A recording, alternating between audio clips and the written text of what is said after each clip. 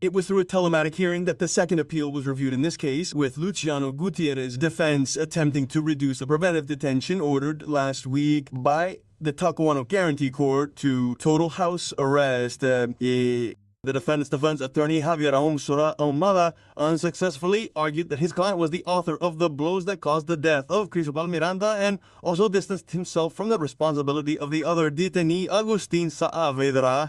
In response, the prosecutor in the case, Juan Yanez, provided the Concepcion Court of Appeals with background information on Gutierrez's participation not only in the chats where the attack was coordinated, but also in the physical assault, but also Luciano Gutierrez's concurrent will in the attack on the victim is clearly evident now, both because he participated knowingly and with knowledge of what was intended, with knowledge of the scope that this could produce.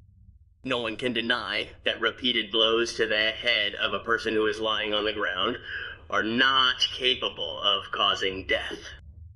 It was Minister Viviana Isa who delivered the resolution, reiterating, as she did on Monday in the case of Saavedra, that the freedom of the second defendant is a danger to the safety of society, and therefore pretrial detention is maintained in. Considering the nature of the crime for which he has been charged, the severity of the sentence assigned to him, the legal interest involved, which is life and physical integrity, having acted in a group or gang, the evident prior concert by the participants, and the absence of any type of assistances to the victim once the actions were carried out, allow us to consider that the freedom of the accused constitutes a danger to the safety of society.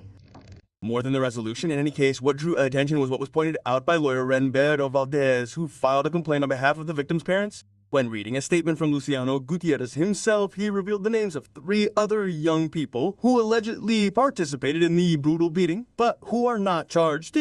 Gutierrez confessed in his statement of January 3, 2026, advised by Bizani defense to several things. The first is that there were 5 people who confronted Cristóbal Miranda. Agustin Peso, Benjamin Flach, the FEFO, whose name is Vicente Sanchez Abuchera, and Gutierrez himself. In other words, there is an acknowledgement of at least 5 people in a group or gang.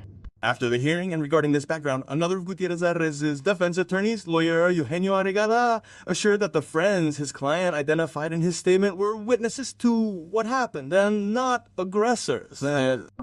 My client never testified about people who had assaulted the victim.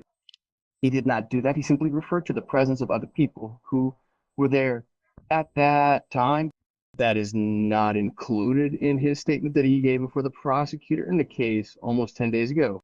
Since the beginning of this investigation, further formalizations have not been ruled out, especially based on a series of proceedings currently underway reported by Prosecutor Yan during the arguments, including expert reports on telephones with communications that were erased after the violent episode that occurred during a New Year's Eve party. Now,